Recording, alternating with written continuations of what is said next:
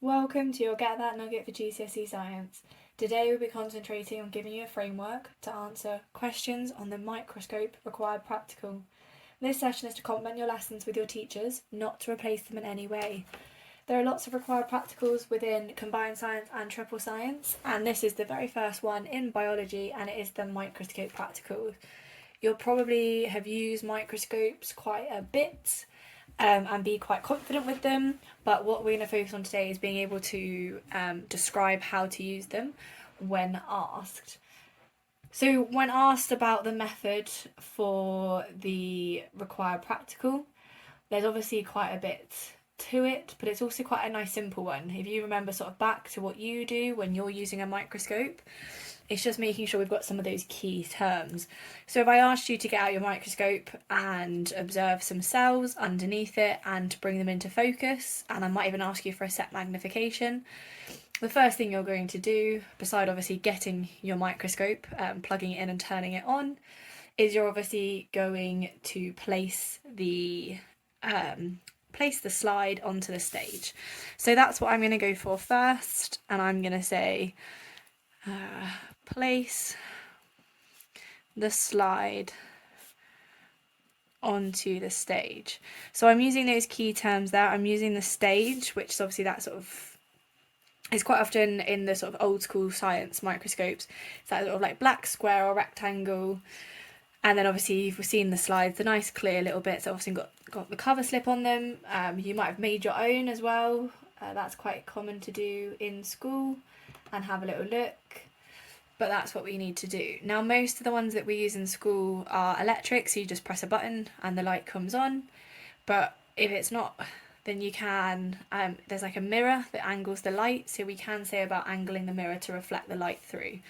So I'm going to make a little just note about that, and I'm going to say angle mirror to reflect light onto the slide.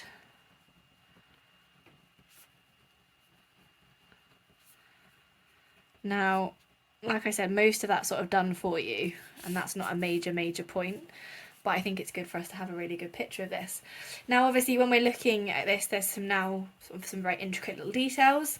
You're obviously always going to start on the lowest magnification on the objective lens. So I'm going to say start at lowest magnification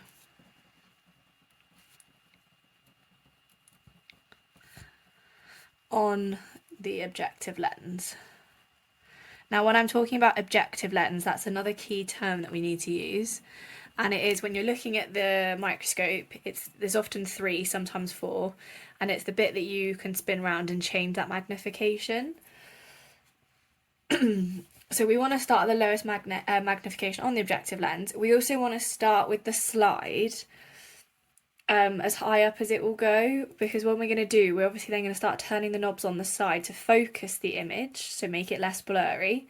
But what we want to be doing is bringing the slide, if we imagine now that where you're looking and watching the video and my hand is the slide, we're going to be moving the slide away because that's safer. If we're moving it towards when we're turning the knob to focus, there's a chance that we can go too high and then hit the objective lens and potentially break the lens, and we don't want to do that. So I'm going to say start with slide higher and move away from the objective lens. And like I said, the important thing there is so that we are not then going to damage the lens by bringing the stage up and smashing the slide into the lens, and move away from lens. That's a question that sometimes you can get. And the other question that you could get, with this, when we're starting at the lowest magnification, is why do we start at the lowest magnification? And that's because it gives us the biggest field of view. Got the lowest magnification, the biggest field of view. We can then get that into focus, sort of see where we want to go. We might be able to move the slide around to get exactly where we want it. And then we can go up to the next magnification, focus that again, turning the knob. And then we can focus in on that, and then maybe want to focus in on a little bit more than that, and we can go to the next magnification by twisting that objective lens, focus it again using the knob, and then we can go even smaller into looking at the structure. Obviously, we are limited with light microscopes as to how high the magnification goes. So we started moving the slide. How are we moving the slide? Well, we are going to turn the knobs. Now, you might be lucky enough in your school where you've got two different knobs. You've got the larger knob, which will be the coarse knob, and then you've got the fine knob, which does the smaller movements.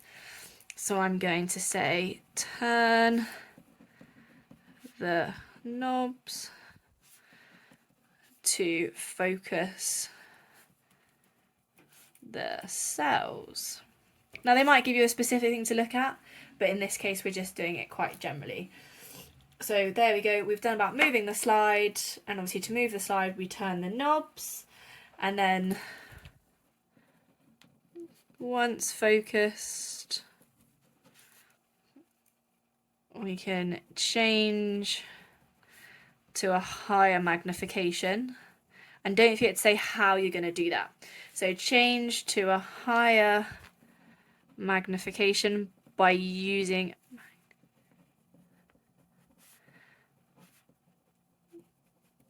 a new objective lens. Don't miss out on those details. When you're asked how you do something, it's all well and good saying change to a higher magnification, but you've got to imagine that these people are stupid. How do you change to a higher magnification? What the hell am I doing? So we need to use, by using a new objective lens, you might say like twist the objective lens to get the higher one, but at least we're looking at that way. And then obviously you can then keep going and say, again, we need to turn the knobs to focus the cells. But then that's obviously how we can do it. That's how we can use a microscope then to view cells. And that is, it's not an overly hard one. Like I said, you've probably used microscopes quite a bit, and therefore you can feel quite confident on this. It's just making really good use of those key words. So for example, we've got that stage, okay? We want to make sure that's what we're calling it. That's where we put the slide. We've got about the mirror being used to reflect the light onto the slide. We need to start at the lowest magnification, so we've got the biggest field of view. We want to be using that objective lens, okay, and that's obviously what we call in the bits where we twist the magnifications. We want to start with the slide as high as possible, and we're moving away from the lens. That's another important thing, so we're not breaking the lens. We're going to turn the knobs to focus the cells, and then once focused we can change to a higher magnification by using a new objective lens. And I've just realised reading through that I've missed off a really, really easy piece, and that is to say I've not at all mentioned that we need to look through the eyepiece. And that's a very easy, silly thing to miss off, really, isn't it? Because in order to actually see these things, you need to look down the eyepiece, and therefore you'll be able to see it. So just that point there.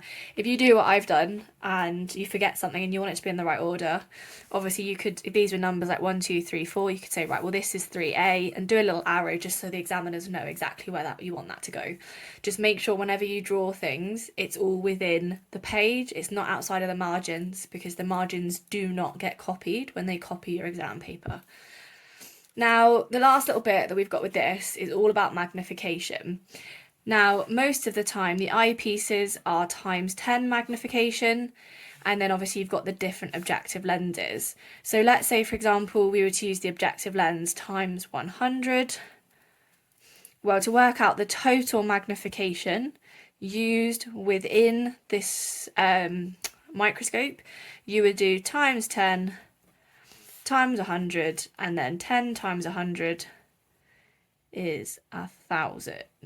That took me a minute. And obviously it'd be ×1,000.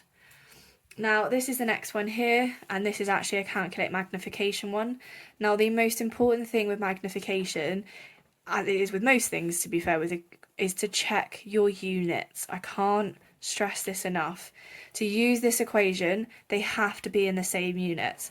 So for example here, we're asked to calculate the real length in micrometers, and therefore I'm going to make sure everything is in micrometers.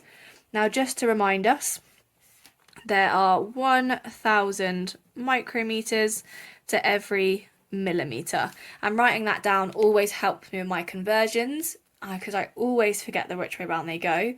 And now I can be like, right, how do I go from 1,000 to 1? Okay, to go from 1,000 to 1, I divide by 1,000. So to go that way, I'm going to divide by 1,000. And how do I get from 1 to 1,000? Well, I times by 1,000. And that's how I help to make sure that I can remember those.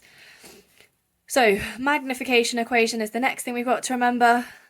And magnification is the I am equation, so it's image over actual. And when I say I am, I'm referring to the lovely little triangles that your teachers might have shown you. So look, now if I cover up magnification, what's left is image divided by actual. And obviously can add in my divides and my timeses. I remember it as the I am, and that helps. So anyway, lots to remember here then, just for one simple thing. We've got the equation, we've got the conversion, now let's start to do it. So we've got the length of cell is 25 millimeters, but obviously I've checked my unit and I want it in micrometers. So we need to go from millimeters to micrometers, so that is times by 1,000. So 25 times by 1,000 gives me 25,000 micrometers. So this now is my length of my cell. Now we're asked to calculate the real length. Now when they say real, they're thinking about the actual length. That's what they're trying to say with real. Okay, they're not trying to say the length in the image. So when you're looking down the microscope, that's the image. What they want to know is what size is it really outside of the microscope. So we've got that then. We've got the magnification here, which is times 800. So all we need to do then is we need to take the actual, which is 25,000. We need to we need to look at the magnification, which is 800. So we're going to do the image, 25,000, divided by the magnification, which is 800. And if we plug that into our calculators, we should get 25,000 divided by 800 gives me 31.25. So 31.25 micrometers. I've just done a couple of questions here just for you to sort of go away and now recap. So it's literally to do exactly what we've just done. Number one is to describe the method to observe cells under a microscope, really focusing on those key words. And then I've also done a little recap there for calculate. So this time we're going to calculate the real length of the cell in micrometers. Remember, real means actual. If the magnification is times 400 and the length of the cell is 5 millimeters. Don't forget to take it to your teachers to check.